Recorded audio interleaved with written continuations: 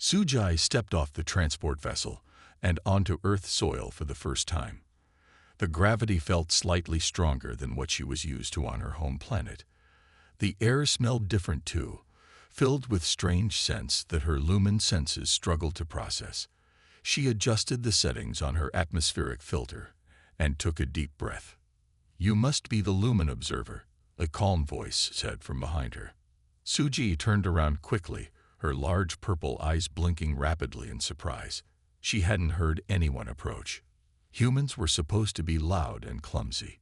"Yes, I am Suji, senior researcher from Lumen Science Academy," she said, using the translation device attached to her throat.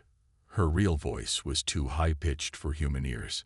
The human male in front of her bowed slightly. "I am Han. I will be your liaison during your stay on Earth." Sujai studied him with open curiosity. Han was tall for a human, with neat black hair and dark eyes that revealed little emotion. He wore the simple blue uniform of the Earth Diplomatic Corps, with only a small pin showing Earth's new status as a provisional member of the Galactic Council. "Your species is very new to space travel," Suji said, not bothering to hide her slight tone of superiority. "I've been assigned to study your adaptability to galactic standards." Han's expression didn't change. "We are honored by your interest. I've prepared transportation to your quarters." Suji followed him to a ground vehicle, primitive but functional. Most advanced species used hover technology, but Earth was still catching up.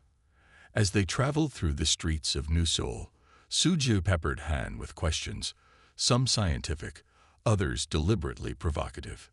Why do humans still use physical currency when digital consciousness credit is clearly superior? Is it true humans need to shut down consciousness for nearly 8 hours every day cycle? How does your species expect to compete with races that have been spacefaring for thousands of years? Han answered each question patiently, never showing annoyance or frustration. Suji found this puzzling. On her world, such basic questions would be met with irritation or even anger. Patience was not a lumen virtue. Efficiency and intellectual superiority were what mattered. "We have much to learn," Han said simply after her 10th question about human inefficiency. "But we also have our own strengths." Suji made a dismissive gesture with her slim, six-fingered hand, such as, "We adapt. We observe. We are patient," Han said, his eyes briefly meeting hers in the vehicle's mirror. Suji wrote a note in her datapad. Asterisk subject displays unusual confidence despite species' obvious technological disadvantages asterisk. 3 weeks into her observation mission, Suji found herself growing frustrated. Han had been assigned as her full-time guide, accompanying her to all diplomatic meetings and cultural exchanges, no matter what challenges she presented him with, being deliberately late, asking inappropriate questions during important meetings, or pointing out human flaws in front of other aliens. Han remained unfailingly polite and calm. "Don't you ever get angry?" She finally asked him directly as they left a meeting where the Vazan trade representatives had openly mocked Earth's primitive energy production methods. Han considered her question for a moment. "Anger exists," he said carefully, "but I choose when to show it." "That seems inefficient," Suji replied. "On my world, we express emotions immediately. It promotes honest communication." "Different approaches for different species," Han said with a small smile. "Would you like to visit the botanical gardens this afternoon? I believe there are some plant specimens that share characteristics with lumen flora." Suji agreed, though she made a note to increase the difficulty of her tests. The human's patience was becoming a scientific curiosity. "You're using him as a lab rat," Jo-1, another human diplomat, told Suji one evening at a reception. Jo-1 was shorter than Han, with a rounder face and a more expressive manner. "I don't understand that reference," Suji replied, her purple eyes narrowing. "A test subject. You're testing Han's limits," Jo-1 clarified, sipping from his glass. "Everyone can see it." Suji felt an unusual sensation, embarrassment, perhaps. It was not a common emotion for Lumen. "It's scientific observation," she defended herself. Jo-won laughed. Sure, just be careful. Careful of what? Han doesn't seem to mind. That's because Han was specifically chosen for this role. Before the official first contact, we had to decide what kind of face humanity would present to the galaxy.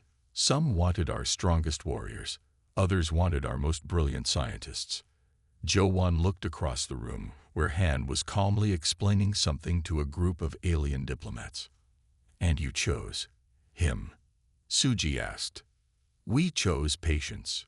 Han once meditated in the mountains for 50 days, barely moving. He trained with monks before joining the diplomatic service. There's a saying on Earth, the bamboo that bends is stronger than the oak that resists. Sujai recorded this information in her data pad. Fascinated. So his responses are not typical of humans. Jo-won smiled. Oh, most humans would have told you off weeks ago. Han is special. But remember, even bamboo has its breaking point. 2 months into her mission, Sujai received new instructions from Lumen High Command. Her simple observation role had been expanded. Now she was to gather information about Earth's defenses and resource locations. The message mentioned a partnership with the Vazin Consortium, but gave no details. Suji felt conflicted. Her scientific work was being used for something that didn't seem entirely ethical. Yet loyalty to her species was expected without question. She decided to test Han again, but with a new purpose. How much would he reveal if asked directly? Han, she said the next morning as they prepared to visit an Earth defense installation. Why does your species trust aliens so easily? Isn't it dangerous to show us your military capabilities? Han looked at her thoughtfully. Trust must begin somewhere. We choose to assume positive intent until shown otherwise. That seems naive, she pushed. Perhaps understanding someone's capabilities creates mutual respect. His dark eyes studied her face carefully. The Vazin representatives are arriving today. Will you be joining those meetings as an observer? Suji felt a jolt of surprise. How did he know about the Vazin connection? Yes, she said carefully. My government believes the Vazin offer unique trading opportunities for Earth. Han nodded. They certainly have a reputation for creative negotiations. For the first time, Suji thought she detected something beneath Han's calm exterior, a hint of knowing more than he revealed. It unsettled her. The Vazin delegation arrived with great fanfare. Their tall, insect-like forms towered over the humans as they made grand promises of technological exchange and protection. Suji watched from the back of the meeting room, growing increasingly uncomfortable with the Vazin's obvious deception. The mining rights to your Mars planet are of little value to you, the head Vazin representative was saying. But as a gesture of goodwill, we would develop them and share a small percentage of findings. Suji knew from her briefings that Mars contained rare elements critical for advanced warp drive technology. The small percentage was an insult. She expected the humans to object strongly, but instead, Han asked gentle, seemingly naive questions that nonetheless exposed the weaknesses in the Vazin proposal. And this equipment you'd bring to Mars, it would be suitable for the harsh environment? He asked. Of course, the Vazin representative clicked dismissively. Interesting, Han replied. Because our primitive instruments detected unusual radiation patterns on Mars that damage most standard equipment. We've been working on specialized shielding, but progress is slow. Perhaps your advanced technology wouldn't face such problems. Sujai saw a flicker of surprise cross the Vazin's compound eyes. They hadn't known about the radiation.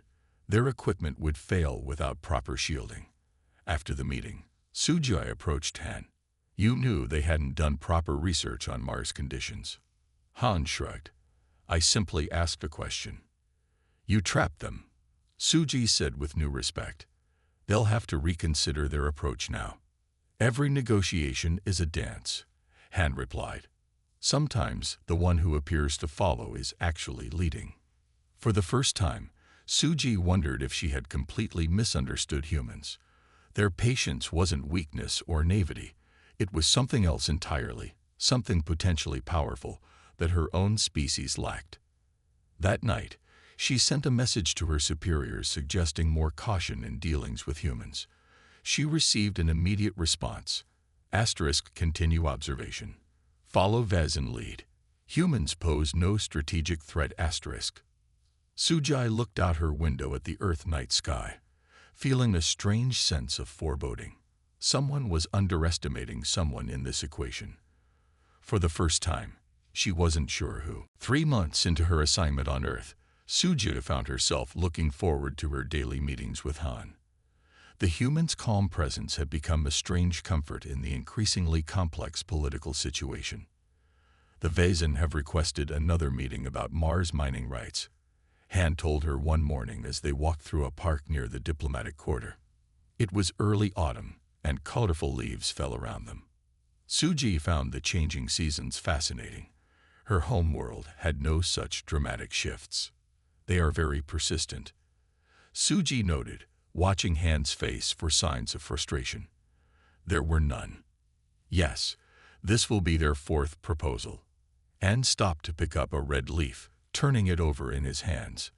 Each one slightly better than the last, but still deeply unfair to Earth. Suji hesitated before speaking. My superiors believe the Vezin will offer Earth protection. Protection from what? Han asked mildly, though his eye sharpened. Sujai looked away. She had said too much. The truth was that several powerful galactic factions viewed Earth's rapid technological advancement as a potential threat. There had been talk of containment strategies. Just general protection. Space is dangerous, she said weakly. Han nodded, letting the matter drop, but Suji knew he had caught her slip. He missed very little. The new Vezin proposal came with a delegation twice the size of the previous one. They filled the meeting room with their tall, chitinous forms, clicking and whirring to each other in their native language. We have reconsidered the terms, the lead negotiator announced. 10% of all Mars minerals will go to Earth. The rest will help pay for the security fleet we will position in your solar system. Security fleet? Han asked, his voice perfectly neutral. We weren't aware we needed one. The Vezin representative's compound eyes gleamed. The galaxy can be hostile to newcomers. The Lumen Science Council has endorsed our protection plan. He gestured toward Suji, who sat rigid in her observer's chair. All human eyes turned to her. Suji felt a wave of shame. She had not been told her people would be mentioned so directly. Is this true, Suji? Han asked. His voice was still calm, but she noticed his hands had tightened slightly on his datapad. I am not authorized to speak for the Science Council, she managed to say. Of course not, Han said smoothly, turning back to the Vezin. We appreciate the offer of protection, but Earth has its own defense strategies. Let's focus on fair trade instead of security arrangements. The meeting continued, but Sujai barely heard the words. She was too busy sending an urgent message to her superiors. Asterisk, why was I not informed of security fleet plans? Position as neutral observer now compromised asterisk. The response came quickly. Asterisk, observe only. Do not interfere with Vezin negotiations asterisk. Sujai looked up to find Han watching her. His expression was unreadable, but for the first time, she felt afraid of what might be happening behind his patient exterior. Your people are working with the Vezin against Earth, Jo-won said bluntly when he cornered Sujai in the embassy garden that evening. Suji's purple eyes widened. I don't know what you mean. Don't lie, Jo-won said. Unlike Han, his anger showed clearly. We've intercepted communications. The Lumen and the Vezin want to control Earth's development. They think we're advancing too quickly. Suji felt trapped. I'm just a scientific observer. Tell that to Han, Jo-won snapped. He's been protecting you, you know. Some of us wanted to declare you persona non grata weeks ago. Han has been protecting me. The concept shocked Sujai. He thinks you might be different from the others. That you might actually care about truth and fairness. Jo-won's voice was bitter. I told him he's wasting his famous patience on you. He walked away, leaving Sujai alone with her troubled thoughts. That night, Suji did something she had never done before. She accessed restricted Lumen files using her emergency override codes. What she found disturbed her deeply. The Lumen High Command and the Vazin Consortium had signed a secret agreement months before her mission began. They planned to limit Earth's expansion into space through a combination of unfair treaties and military intimidation disguised as protection. Even worse, her own research about human adaptability was being used to identify weaknesses that could be exploited. Suji sat in her room, staring at the data. Everything she believed about her mission, about her people's scientific integrity, was a lie. A soft knock at her door startled her. She quickly closed the files and opened the door to find Han standing there. "May I come in?" he asked politely. Suji nodded, suddenly unsure what to say to this human who had become a constant in her life. This human she had been unwittingly helping to trap. Han sat down and looked at her directly. "The Vazin are moving ships into the outer solar system," he said without preamble. "They claim it's for our protection. My government thinks otherwise." Suji remained silent, her six-fingered hands fidgeting in her lap. "I need to know, Suji, are you part of this plan?" "No," she whispered. Then, stronger.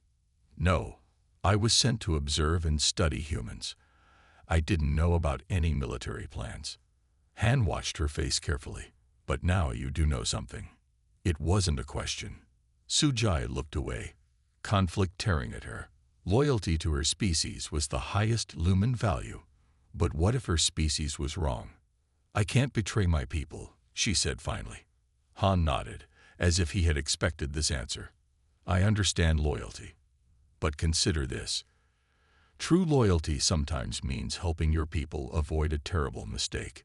He stood to leave, then paused at the door. "The Vazin have invited Earth representatives to the Galactic Council meeting next week. They say they have an important announcement. Will you be attending?" "Yes," Suji said.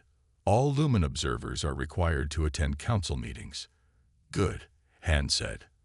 "I think it will be very educational."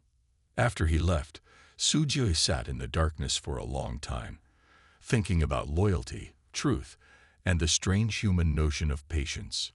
The Galactic Council meeting was held on the massive space station that orbited neutral territory between major species boundaries. Suji arrived with the Lumen delegation, but found herself increasingly uncomfortable with their secretive conversations. The great meeting hall was filled with representatives from dozens of species. The humans were seated in the provisional member section, their small delegation looking vulnerable among the more established powers. Suji spotted Han sitting quietly in the human area. He looked perfectly calm, as always. How did he maintain such composure when she knew his species must be feeling threatened? The Vazin representative took the central speaking platform. "Esteemed council members," his voice boomed through translation devices, "we come with grave concerns about Earth's provisional membership." Suji tensed. This was it, the move her people and the Vazin had planned. "We have evidence," the Vazin continued, displaying a holographic image, "that humans have not developed space travel independently, as they claim. They have been secretly enhanced by advanced technology from another source." The hall erupted in murmurs. Such deception would be grounds for revoking Earth's membership. "We believe the humans are being used as proxies by unknown parties to gain influence in the council," the Vazin representative continued. "For safety, we propose removing their provisional status and establishing a containment fleet around their system." Suji felt sick. The evidence was fabricated. She knew because she had seen the real reports. Humans had indeed developed their technology independently, just more quickly than expected. She looked over at Han, expecting to see shock or anger. Instead, he sat perfectly still, his face showing mild interest but no alarm. The council arbiter, a neutral party, spoke. "These are serious accusations. Will Earth's representatives respond?" Han stood up slowly. As he walked to the speaking platform, Suji held her breath. What could he possibly say against such overwhelming political force? For a brief moment, as Han took his position, His eyes met Suja's across the great hall. In that instant, she saw something that made her heart race with sudden understanding.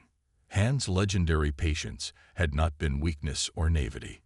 It had been waiting. Han walked to the speaking platform with the same unhurried pace he always used. Nothing in his movement suggested alarm or anger. Suji watched him carefully, suddenly aware that she had never truly seen the real Han, only the face he chose to show. The council chamber fell silent. Even the usually restless species settled down to hear the human response to such serious accusations. Honored council members, Han began, his voice soft but clear. Thank you for this opportunity to address you. He bowed slightly to the council arbiter, a sign of respect that made the Vazin representative click his mandibles impatiently. The accusations against Earth are very serious, Han continued. If true, they would indeed warrant our removal from the council. He paused. Fortunately, we came prepared for this moment. Something in his tone made Sujoi sit up straighter. The Lumen delegation leader beside her shifted uncomfortably. For the past 11 months, since our first contact with the Galactic Council, Earth has been subjected to increasingly unfair treatment. Han's voice remained calm, but now carried an edge of steel that Sujai had never heard before. We have recorded every meeting, every negotiation, and every interaction with Council species. With your permission, I would like to present some of this evidence. Before the Vazin could object, the Council arbiter nodded. Proceed. Han activated a data crystal. The room's holographic system came to life, showing a recording of a private meeting between Vazin representatives. The humans are advancing too quickly, a Vazin said in the recording. If we don't control them now, they'll be competing with us in 50 years. The false evidence is ready, another replied. The Lumen have agreed to support our claims of the Council. Suji felt her stomach drop as murmurs swept through the council chamber. The Lumen delegation leader stood up angrily. This is a violation of privacy. Private conversations cannot be.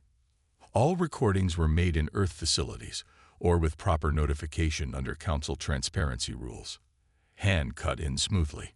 We simply made sure our surveillance equipment was better than you expected. He changed the display to show another recording. This one of the Lumen commanders speaking with Vazin officials. The observation posts are just scientific in nature, the Lumen said. The humans don't realize they're actually forward military positions. Suji felt sick. She had helped establish some of those observation posts. Han continued, his voice still measured but growing colder with each word. For nearly a year, Earth has endured attempts to undermine our sovereignty, steal our resources, and limit our growth, all while we smiled, nodded, and pretended not to notice. The holographic display changed again, showing a complex chart of connections between various species and their plans regarding Earth. It was remarkably detailed and accurate. Suju could see her own name listed as Lumen Observer, possible asset. We have similar evidence regarding the falsified claims of technological theft. Han continued. The Vazin claims are not just wrong. They are deliberately fabricated with Lumen scientific support. The council chamber erupted into chaos. Several species began shouting at once. The Vazin delegation rose to their full height, towering threateningly. The council arbiter called repeatedly for order. Through it all, Han stood perfectly still, waiting. Even now, in the middle of the storm he had created, his patience held. When the noise finally subsided, Han spoke again. Earth does not ask for special treatment. We ask only for fairness and honesty. The very principles this council claims to uphold. The council arbiter looked troubled. These are disturbing allegations, backed by convincing evidence. The council will need to investigate further. The Vazin representative pushed forward. This is human trickery. They have edited these recordings. All data crystals are available for verification using council authentication protocols. Han replied evenly. We anticipated your denial. For the first time, Sujo saw the Vazin representative falter. The humans had outplayed them, at every turn. The council arbiter raised a hand. This session will recess while we examine the evidence. All parties are to remain on the station. As the council members dispersed, Sujai saw the Lumen delegation huddled in urgent conversation. She should join them, but her feet wouldn't move. Everything she had believed about her mission, about her people's honor, was crumbling around her. A gentle touch on her arm startled her. Han stood beside her, his dark eyes watching her reaction carefully. "You knew," she whispered. "All this time, you knew what was happening." "Yes," he said simply. "Why didn't you expose us sooner? Why let it go this far?" Han's expression softened slightly. "We needed to understand the full extent of the conspiracy, and I wanted to see what you would do when you learned the truth." Suji felt exposed. "You were testing me, just as I was testing you." "In a way," Han acknowledged, "though I prefer to think of it as giving you a chance to make your own choice." Sujai looked around at the chaos their delegation was in. "I don't know what to do now. If I support your evidence, I betray my people. If I deny it, I betray the truth. Sometimes the hardest loyalty is to your own principles," Han said. He started to walk away, then paused. "The council will reconvene in 2 hours. Whatever you decide, I won't think less of you." Suji watched him go, his straight back and measured steps so familiar to her now. How had she ever mistaken his control for weakness? The 2 hours passed quickly. Suji spent them alone, thinking about everything she had learned since coming to Earth. She accessed her research files, reviewing her notes about human behavior. One observation she had written in her first week stood out. Humans appear to value truth and fairness even when it doesn't benefit them directly. Further study needed to determine if this is genuine or strategic. She had her answer now. When the council reconvened, the chamber was tense. The Vazan representatives stood separate from the Lumen delegation, trust already fracturing between them. The council arbiter spoke first. "We have verified the human evidence. The recordings are authentic and unaltered." The Vazan representative stepped forward, his voice angry. "The humans tricked us. They pretended to be naive while spying on private conversations." For the first time, Han's calm facade cracked slightly. He turned toward the Vazan, his voice still controlled but carrying a sharp edge that made everyone in the chamber go still.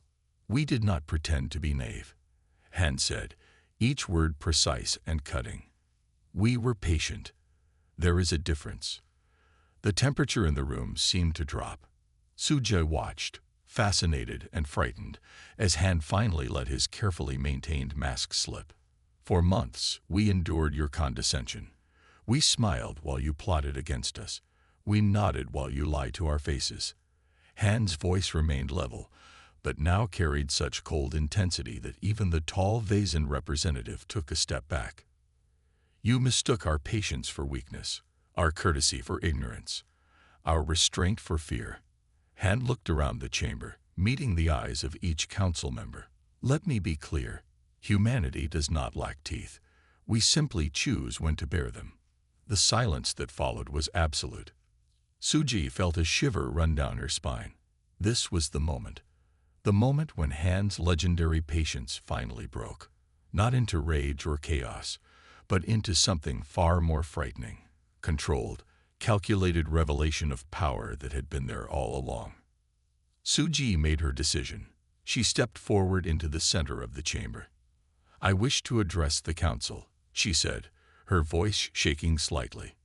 The Lumen delegation leader hissed at her to sit down, but the council arbiter nodded permission. Sujai looked at Han, who watched her with those calm, knowing eyes. "My name is Suji, senior researcher from the Lumen Science Academy," she began, "and I can confirm that everything the human representative has said is true." The council chamber fell into shocked silence as Suji's words hung in the air. Her own delegation stared at her, with expressions ranging from disbelief to fury. The Lumen delegation leader's skin had turned a pale blue, a sign of extreme anger in their species. "Researcher Suji," the council arbiter said carefully, "you understand what you are saying. You are confirming conspiracy against the council member by your own government. I am confirming the truth, Sujay said, her voice growing stronger. I was sent to Earth as a scientific observer. I was not told about the military plans or the false evidence against humans. When I discovered these things, I was ordered to stay silent. She looked directly at Han. I cannot do that anymore. The Lumen delegation leader stepped forward. This researcher speaks only for herself. She has clearly been influenced by too much time among humans. The Lumen Science Council rejects her statements. Do you also reject the recorded evidence? Han asked mildly, the brief crack in his calm facade now sealed over again. Before the leader could respond, Sujay spoke again. I can provide access to my personal research files. They contain communications from Lumen High Command that confirm everything. The council erupted into chaos once more. Several neutral species demanded immediate action against the Vazin and Lumen. Others called for a more thorough investigation. The Vazin representatives clicked angrily, their translator devices struggling to keep up with their rapid speech. Through it all, Han stood quietly, waiting. The council arbiter finally restored order. This session will be suspended for a full investigation. Earth's provisional status will remain intact. The Vazin fleet will withdraw from Earth's solar system immediately. Han bowed respectfully. Earth thanks the council for its fairness. As the chamber emptied, Sujay found herself alone. Her delegation had left without her, a clear sign that she was now considered a traitor. She had known this would happen, but the reality still hurt. That was brave, a voice said behind her. She turned to see Han and Jo-won. Jo-won looked at her with new respect. I was wrong about you, he admitted. Not all Lumen are the same, it seems. What happens now? Suji asked, suddenly uncertain. My people will recall me. I'll lose my position, my status. You could request asylum on Earth, Han suggested. We could use someone with your scientific knowledge and ethical courage. Suji blinked in surprise. You would accept me, after everything my species tried to do. You are not your species, Han said simply. You are yourself. 1 month later, Sujai stood on a balcony at the Earth Embassy, watching the sunset over New Seoul. So much had changed. The Vazin had withdrawn their fleet under council orders. The Lumen government had publicly denied knowledge of any conspiracy, blaming rogue elements within their military. Sujai had been granted political asylum on Earth. Her former government had stripped her of all titles and formally disowned her. A serious punishment in Lumen culture. Yet strangely, she felt freer than ever before. Beautiful, isn't it? Han joined her at the railing. I've always thought sunset was Earth's best feature. It's very different from my world, Suji agreed. We have 3 suns. It never gets this dark. They stood in comfortable silence for a moment. The council investigation is complete, Han said eventually. The Vazin have been sanctioned.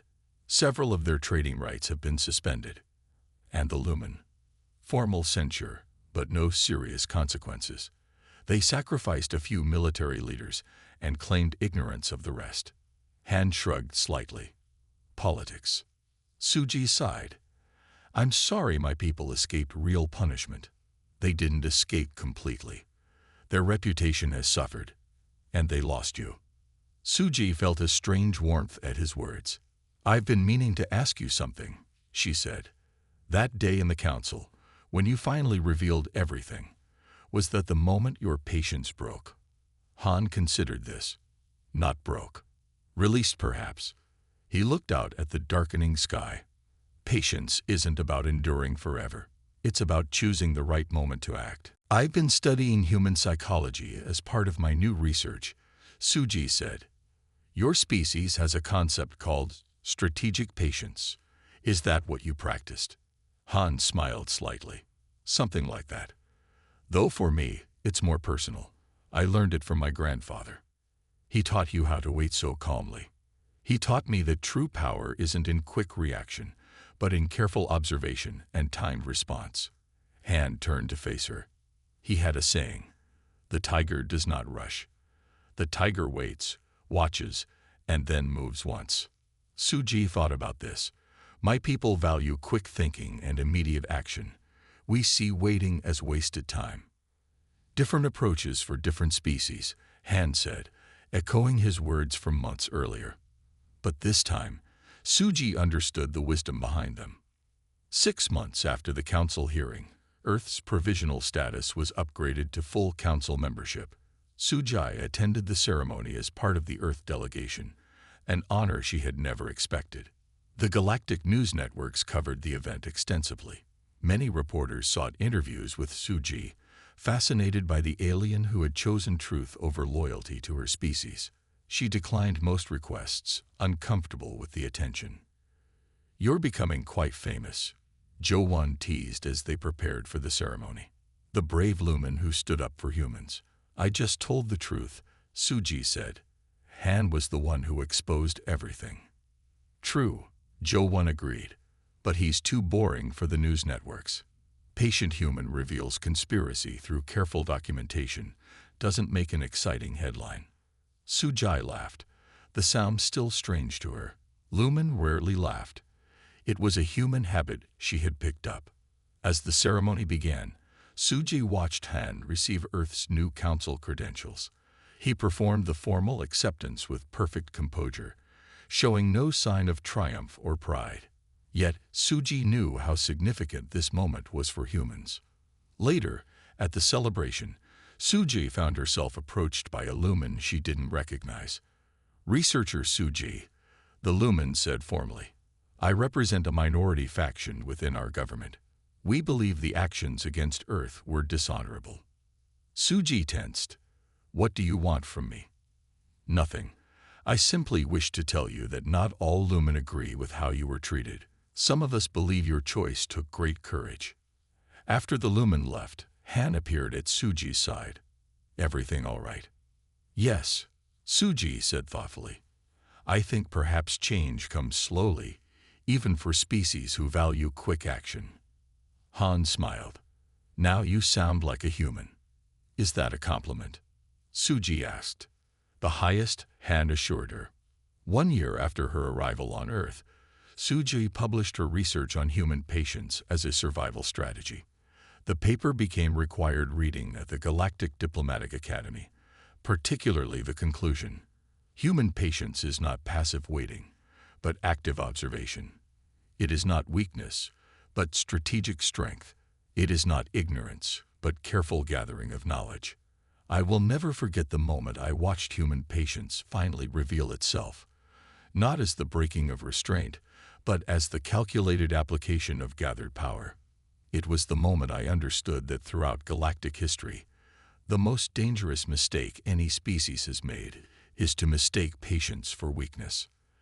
The human saying, "Still waters run deep," contains a warning we would all do well to remember.